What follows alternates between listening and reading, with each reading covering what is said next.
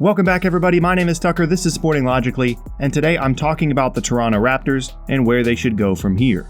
I've talked in the past about where the franchise now stands after once again getting bounced from the playoffs by LeBron James, but I stopped short of laying out options for them moving forward because I wanted to take some more time to look into it and figure out what my recommendation would be. Well, in today's video, I will offer up 3 potential paths for the franchise to take to improve their roster with either short-term or long-term success in mind, in order from my least favorite option all the way to the option that I would recommend. Let's get started. Option 1, dump salary and run it back. Alright, well it doesn't take long for this to already get a little bit tricky.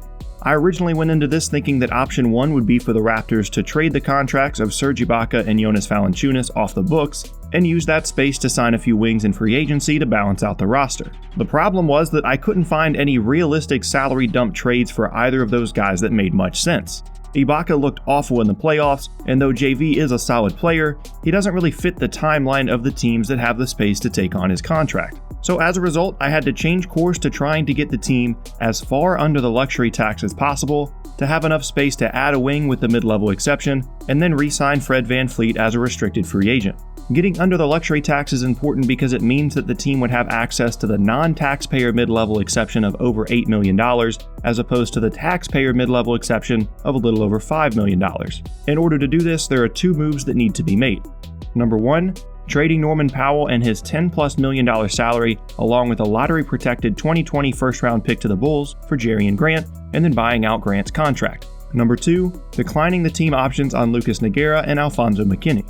These 2 moves would get the team down to about $112 million in salary for the 2018-19 season, allowing them to use the full $8 million non-taxpayer MLE to sign a player in free agency, and then leaving about $6 million a year to bring back VanVleet and keep their payroll at around $126 million, which is what it's on pace to be for next season anyway, without all of these moves being made. If a team throws an offer sheet VanVleet's way that exceeds $6 million a year, they have the option of either not bringing him back or matching the deal and going a few million over their current projected payroll for next season.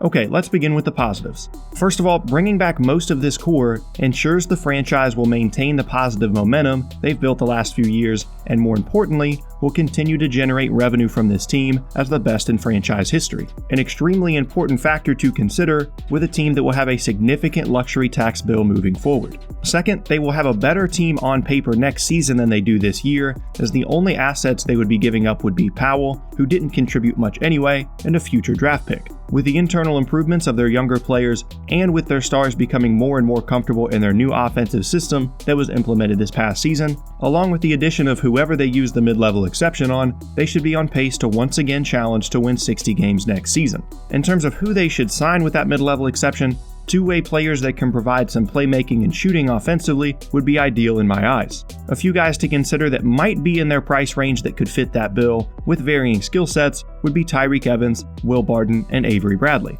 Though Bradley is likely a stretch to try and sign for only $8 million, while Evans and Barton aren't great defenders, each of these guys would certainly help move the needle as either a starter or a bench option. If LeBron James decides to go west this offseason and they get a few breaks in the postseason, they might just have a chance of winning the East next year with this roster.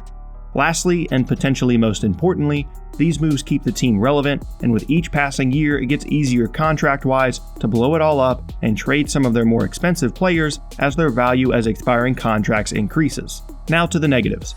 Let's just get it out of the way. If LeBron James stays in the East, either with the Cavs or the Sixers, the Raptors won't have a chance of making the finals. There's too much evidence at this point that he just has their number, regardless of how much better Toronto's team is as a whole. So even if they make all these moves and everything goes right with internal improvement, they'll likely still face the same fate with LBJ in the East. Keep in mind that this is not unlike what Toronto did last offseason, adding CJ Miles with a mid-level exception and running it back after re-signing key players, and they still got swept by the Cavs.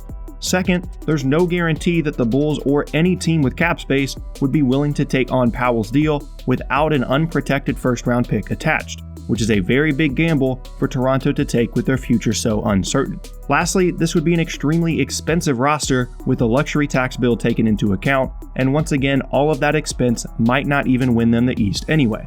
As a result of the tricky moves to make this happen and how unlikely it is that all these things would actually work out in the Raptors' favor, this is my least favorite option of the 3 that I will lay out in this video. Option 2. Trade stars, reset, and rebuild. This is a much bleaker one if you're a fan of the Raptors' current core. The mindset here is that the team's current stars just aren't going to get it done as primary options in the playoffs, and with LeBron still dominating the East and/or the Celtics and Sixers looking to be the future of the conference anyway, continuing to try and contend with this roster is futile. As I mentioned in the last section, finding trade partners for Ibaka and/or Valanciunas is difficult, and obviously the team wouldn't want to attach their own first-round picks to sweeten the deal because they plan on those becoming at least lottery picks for the next few years. That leaves the team with only one option: trading Kyle Lowry and DeMar DeRozan and developing their younger players while they wait for their bad contracts to come off the books. Here are the moves I would try and make. First, a draft night trade of DeMar DeRozan to the Clippers for contracts that will expire in 2019 and the 13th pick in the 2018 draft. Second, trading Kyle Lowry to the Bucks for Eric Bledsoe and a sign and trade for Jabari Parker.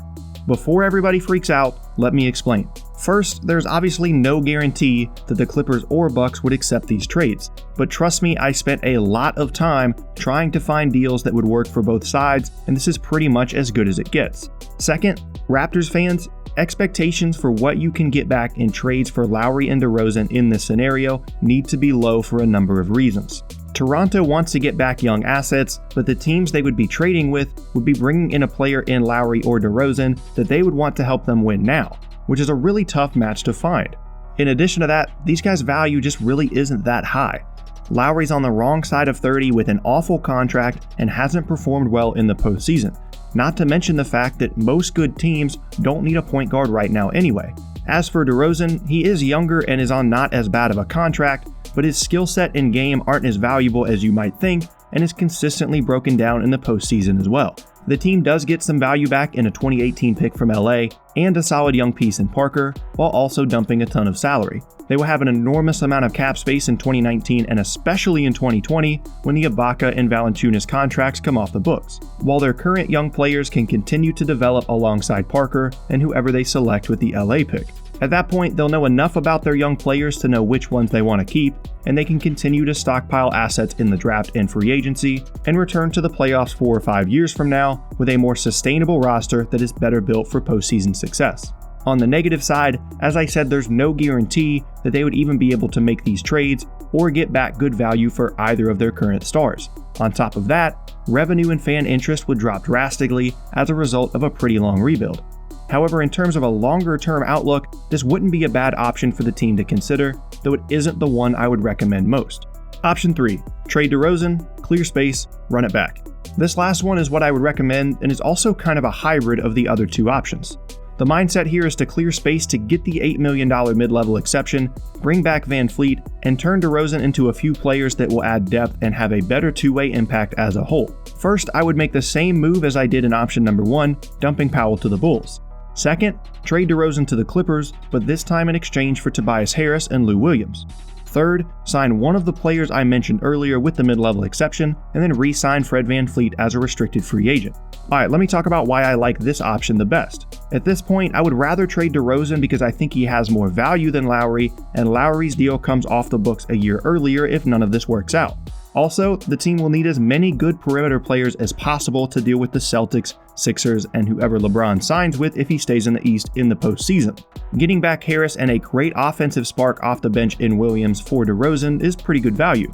All of these moves also save them enough money to add a player with that $8 million mid-level exception, and they can bring back Van Fleet for even more perimeter depth. On paper, that's the best team Toronto could roll out next season if they plan on giving contending in the East another shot. The best part about this option, however, is the versatility it provides the team if it doesn't work out. Harris will be a free agent in 2019, so they can either re-sign him or let him walk depending on how next season goes. And Williams is on a fair contract that is easily tradable should they need to do so.